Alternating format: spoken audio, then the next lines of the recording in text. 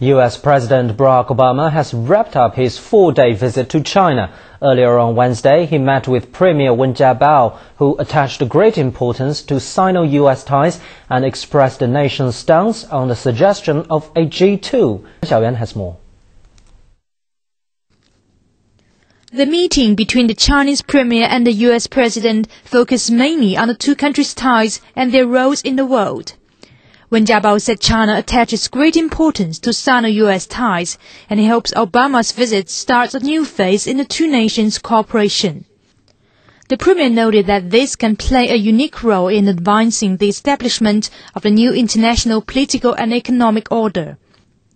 But Wen Jiabao disagrees with the suggestion of a G2, which is used to describe the world economic roles of China and the U.S. in some reports.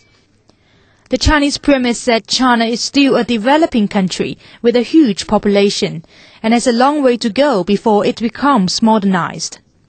He noted China's stance of pursuing an independent foreign policy of peace and not aligning with any country or bloc of nations. On the much-focused trade issue, Wen Jiabao said China does not pursue trade surpluses.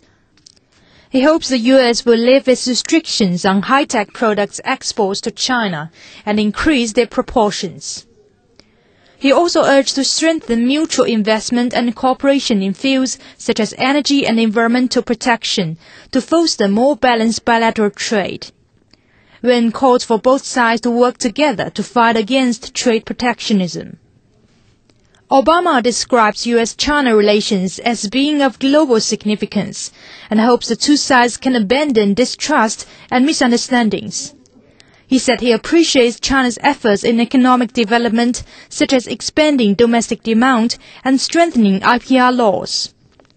He added that trade protectionism brings no benefits to either side and said the U.S. is devoted to pushing forward the stable development of two-way trade ties. 袁小媛 CCTV